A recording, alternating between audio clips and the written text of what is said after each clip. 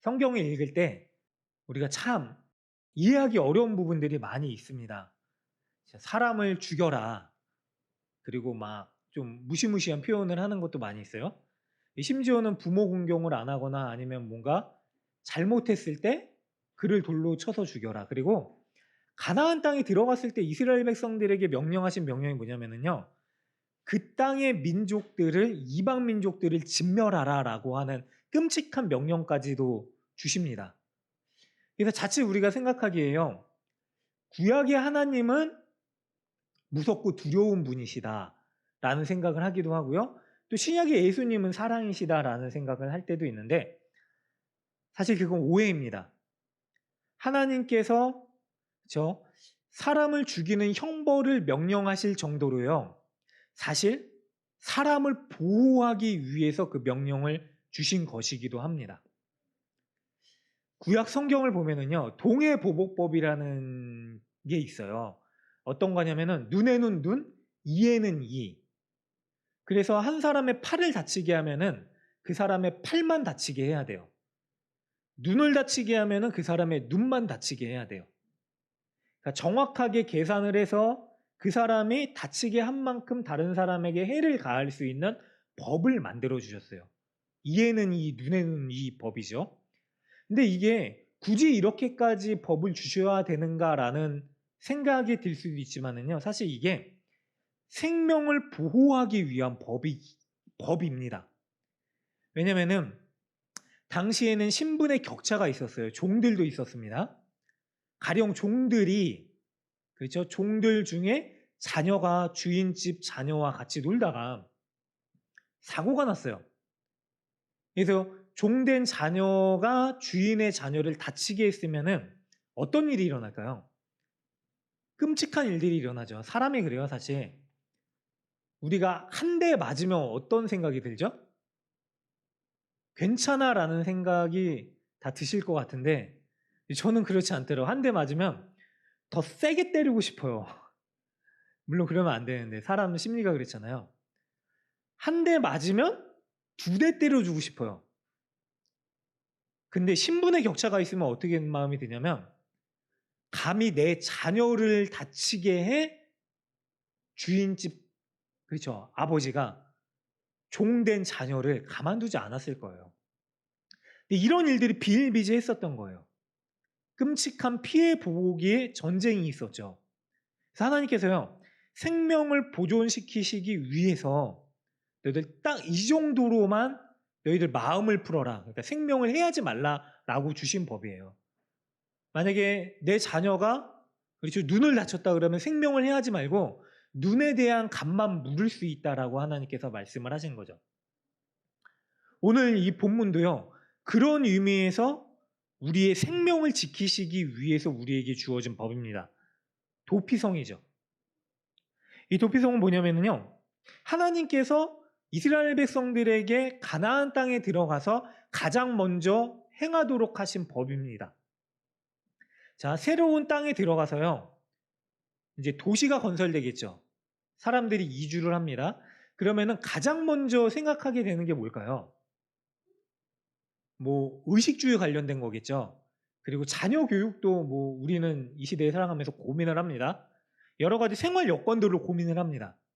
거기에 뭔가 먹을 수 있는 것이 있는지, 일할 수 있는 자리가 있는지, 아니면 자녀들을 어떻게 잘 교육시킬 수 있는 자리인지. 그런데 하나님께서 가나안 땅이라는 곳에 가서 이스라엘 백성들에게 가장 먼저 하라고 하신 명령이 뭐냐면요.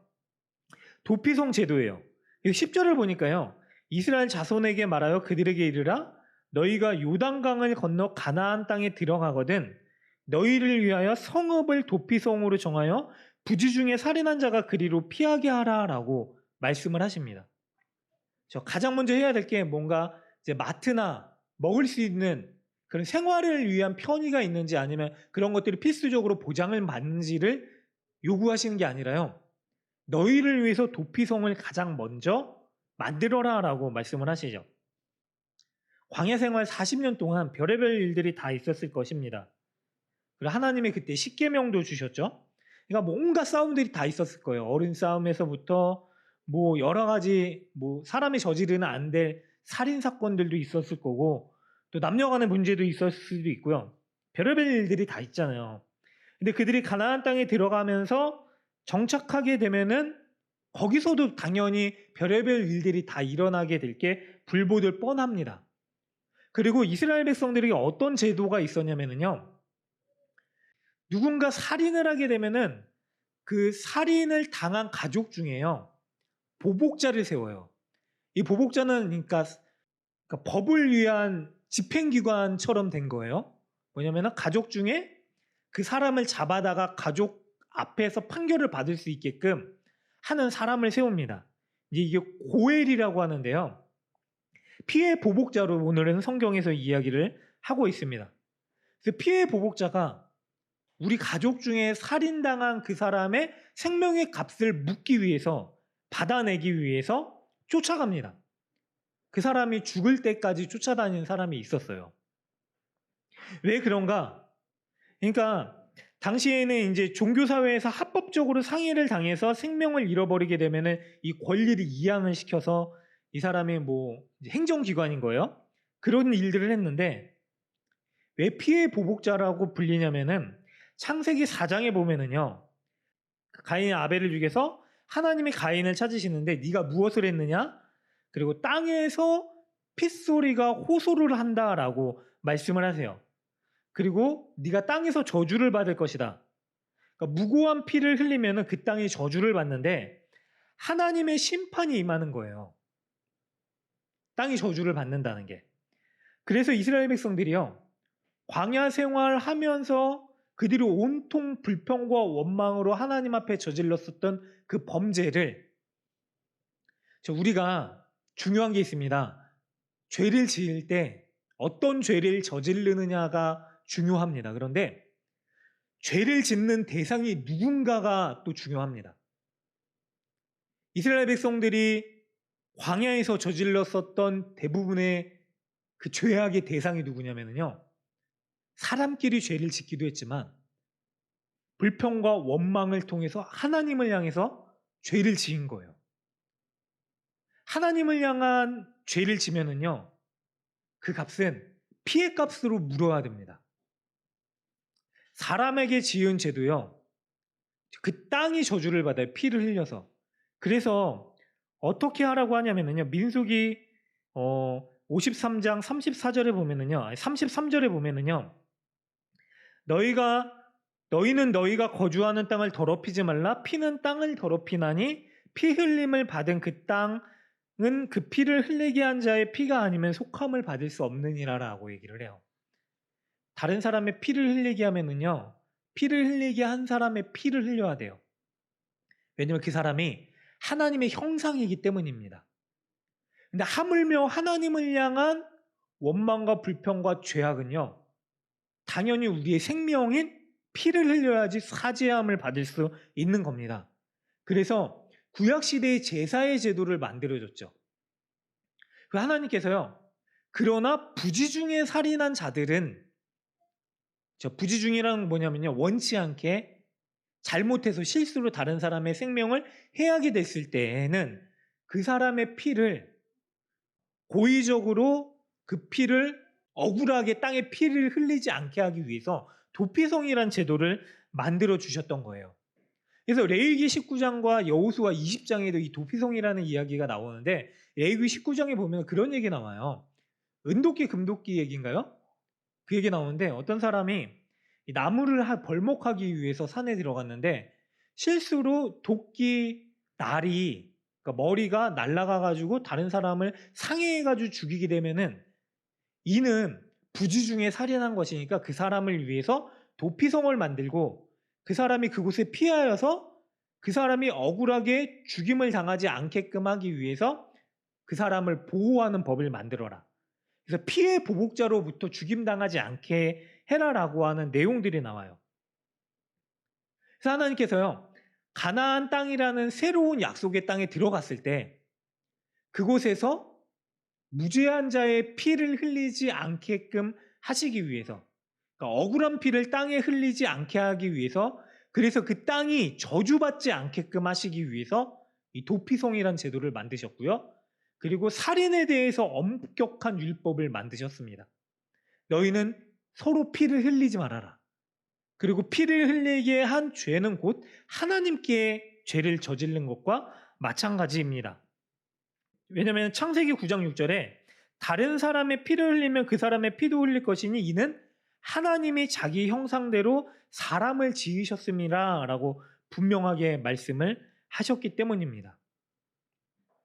자, 피의 보복자가 상해를 입히거나 목숨을 앗아간 사람을 추적하는데 실수로 고의성이 없는 살인을 저지르게 됐을 때 이 피해 보복자를 빨리 피하기 위해서 도피성이라는 제도를 명령하신 것입니다.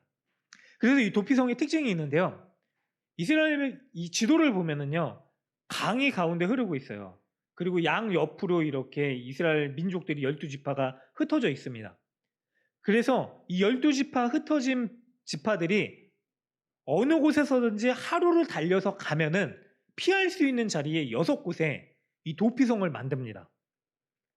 그리고 이 도피성이라는 곳에 도피성으로 갈 수 있는 길을 만들었어요. 또 표지판을 만들었습니다. 이곳으로 가면은 도피성이 있습니다라고. 그러니까 사람이 도망을 가잖아요. 두려움을 가지고 도망을 가면서 뛰어가겠죠? 그러면 뛰어가면서도 어느 곳에서든지 그리고 잠깐 보더라도 보일 수 있을 정도로 이 도피성에 대한 표시를 해놓는 것이 이스라엘 백성들의 의무였었습니다. 그리고 이 도피성의 문은 항상 열어뒀어야 됐습니다. 당시에 이제 전쟁이 많았었던 시대였고 침략과 침탈도 많았었던 시대였습니다. 그런데 밤이 되면은 그죠? 이 사람들이 지키고 있고 밤이 되면은 성문을 닫는 게 당연한데요. 근데 이 도피성의 문은 항상 열어두라고 하나님께서 명령하셨어요. 그래서 밤이든 새벽이든 뭐 시간을 가리지 않고 사람들이 이 도피성으로 피할 수 있는 제도를 만드셨고요. 그리고 도피성은 이스라엘 백성들뿐만이 아니라 모든 사람들, 이스라엘에게 속한 이방인들이든지 하나님의 법을 따르는 사람들이 다 이 도피성의 혜택을 누릴 수 있도록 만들어 주셨습니다. 근데 사실 이 도피성이요, 이런 여러 가지 특징들을 볼 때 성경에서 얘기를 하는 거는요, 이 도피성이 그러면 우리에게 어떻게 적용될 수 있는가? 바로 신약에서 오신 예수 그리스도를 예표하는 사건이다라고 우리가 살펴볼 수 있습니다. 왜냐면은 우리가 피할 수 있는 유일한 길이신 내가 길이요 진리요 생명이라 라고 말씀하셨던 그 예수 그리스도께서요. 또 요한복음 6장 30절에 보면은요, 아버지께서 내게 주시는 자는 다 내게로 올 것이요 내게 오는 자는 내가 결코 쫓아내지 아니하리라 라고 하신 말씀을 우리 가운데 주시고 이루어 주셨고요. 그리고 유대인뿐만이 아니라 모든 이방인들 그리고 예수를 믿는 모든 이들에게 이 은혜를 누릴 수 있도록 하셨기 때문입니다. 참 재밌는 게요, 고해를 피해서 피해 보복자를 피해서 도망 온 사람들이 가장 먼저 이 성에 들어가기 위해서 하는 일들이 있습니다. 어떤 거냐면요, 그 성의 백성들 앞에서 또 신명기 19장과 여호수아 20장에서는 그 성의 장로들이라고 표현이 되어 있는데요. 가장 먼저 하는 일이 뭐냐면 자기의 죄를 낱낱이 하나도 빠짐없이 사실대로 고백하고 규명받는 일들을 했어요. 그리고 이 사람이 정말로 억울하게 실수로 부지 중에 살인을 저질렀다라는 게 인정이 되면은 그 자리로 받아들여지게 됩니다. 우리가 예수님을 믿는 것도 동일합니다. 예수를 믿을 때 우리 가운데 가장 먼저 일어나는 사건이 무엇이냐면요, 바로 회개입니다.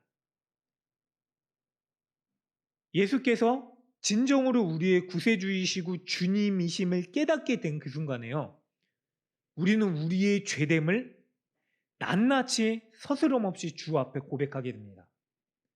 그래서 눈물 콧물 쏟으면서 하나님 앞에 기도하잖아요. 주님, 내가 이렇게 끔찍한 죄인이었습니다. 그러나 저에게도 가능성이 있죠? 라고 주님 앞에 묻죠.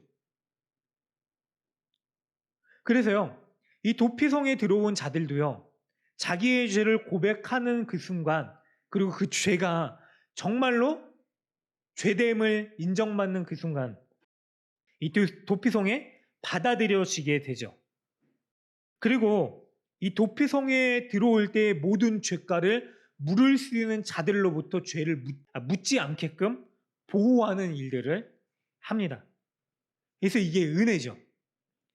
미가서에 보면은요, 이 은혜를 이렇게 이야기를 합니다. 미가서 7장 18절에 보니까요, 주와 같은 신이 어디 있으리까? 주께서는 죄악과 그 기업에 남은 자의 허물을 사유하시며 인애를 기뻐하심으로 진노를 오래 품지 아니하시나이다. 다시 우리를 불쌍히 여기셔서 우리의 죄악을 발로 밟으시고 우리의 모든 죄를 깊은 바다에 던지시리이다 라고 말씀을 하세요. 우리의 죄를 묻지 아니하시고요. 우리의 죄악을 발로 밟아서 우리의 모든 죄를 깊은 바다에 던지신다라고 말씀을 하세요. 용서는 우리가 죄를 자백함으로 인해서 하나님께 받아들여 주시고 그리고 하나님께서 우리의 죄를 묻지 않으시는 거죠. 그렇게 되는 게 하나님의 은혜의 모습입니다. 도피송이 그래서요. 부주 중에 살인한 자들이 생명을 유지할 수 있는 유일한 길이었었습니다. 근데 이게 사실 그 사람들에게 있어서는요, 단순히 그냥 살인을 해도 용납받고 그리고 괜찮다라고 받아들여지는 자리는 아닙니다. 왜냐하면 도피성 문 밖을 나가게 됐을 때요, 이 사람은 기다리고 있는 피해 보복자가 이 사람에게 피해값을 묻더라도 아무 말도 할 수 없기 때문에요. 그 사람은 거의 평생 그 도피성에서 살았어야만 되는 사람이 되게 됩니다. 그런데 평생을 그 자리에서 살아가야 되는데 그럼 그게 감옥이잖아요, 사실. 살아가는 가족도 볼 수 없고 보고 싶은 사람을 볼 수 없어요. 왜냐하면 도피성 문 밖을 나가게 되는 그 순간에 피해 보복자가 그 사람에게 핏값을 물을 수밖에 없거든요. 그래서 감옥 같은 생활을 할 수밖에 없는데 도피성에서 나갈 수 있는 유일한 방법을 하나님께서 정해 주셨습니다. 그게 어떤 방법이냐면요.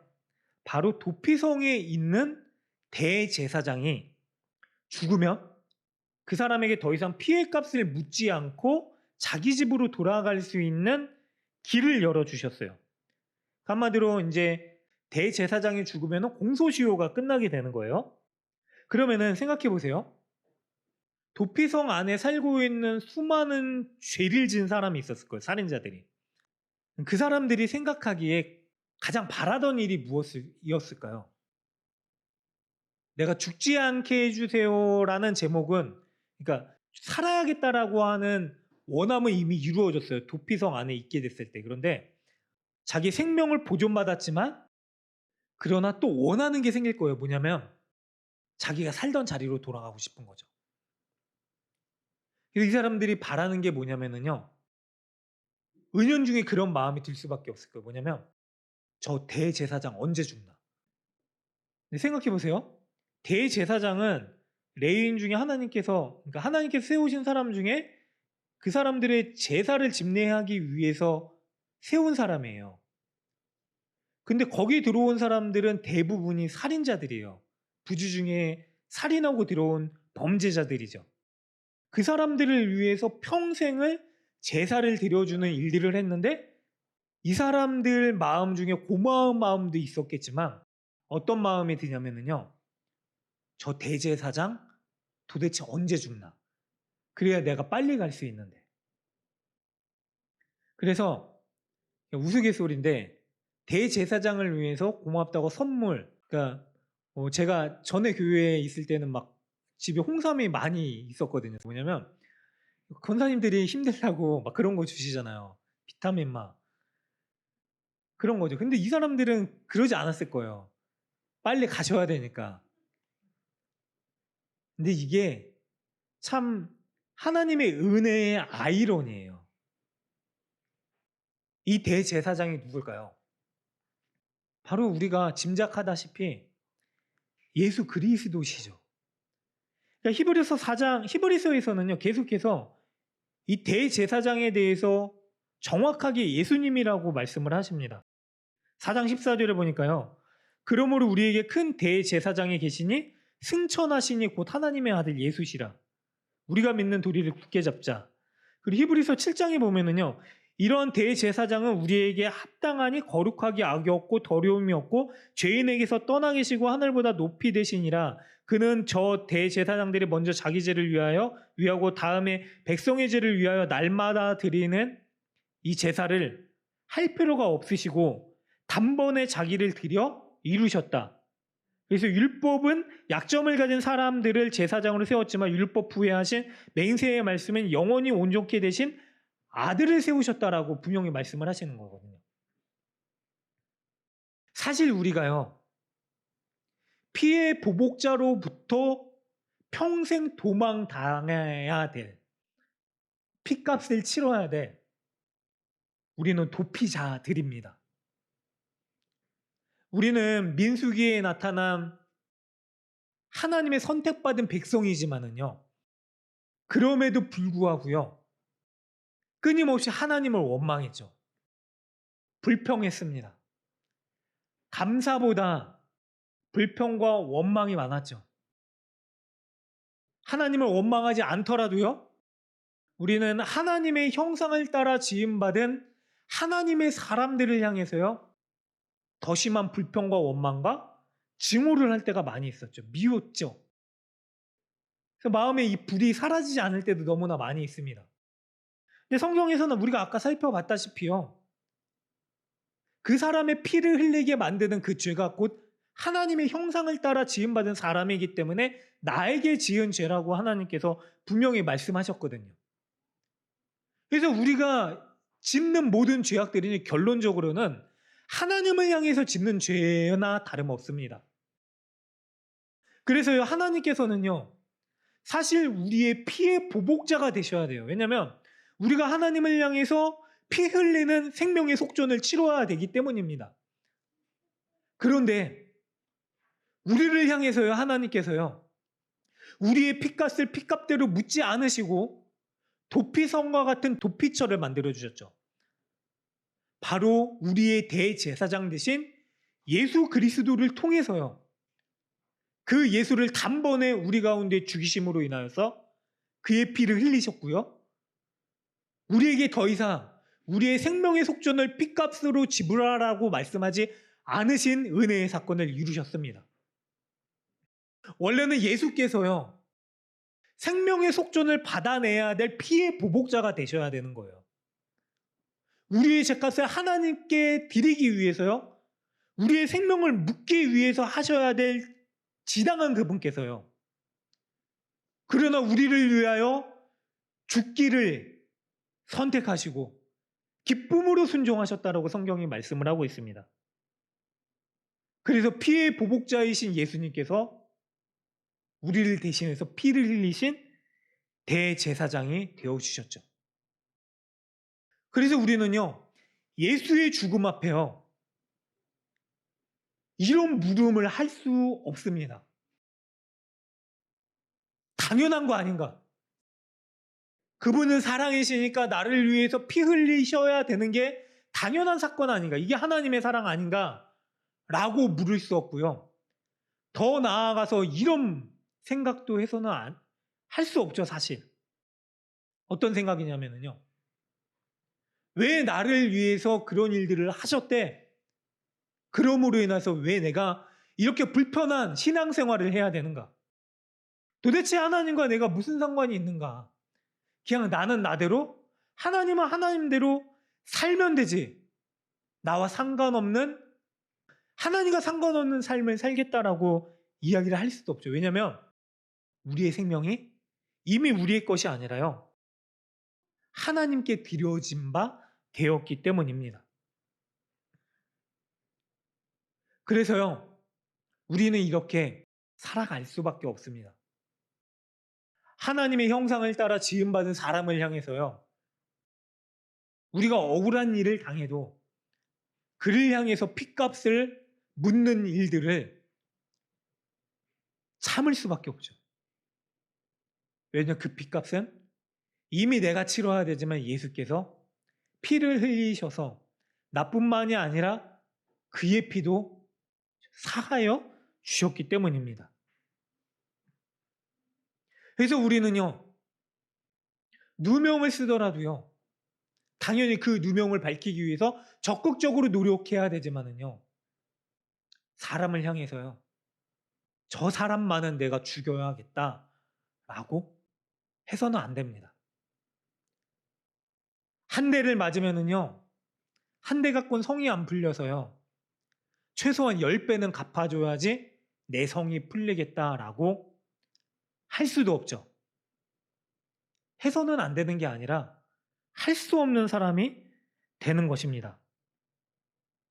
왜냐하면 도피성 대신, 그리고 우리를 위하여 대제사장 되셔서 어떻게 보면 억울한 죽임을 당하신, 그러나 그 죽임 당하시기를 순전한 기쁨 가운데 행하신 예수 그리스도께서요, 우리에게 주신 이 생명을 가지고 매일매일 그분을 바라보고 실천하며 용서하고 용서를 베풀고 또 용서받고 살아야 되는 사람들이기 때문입니다.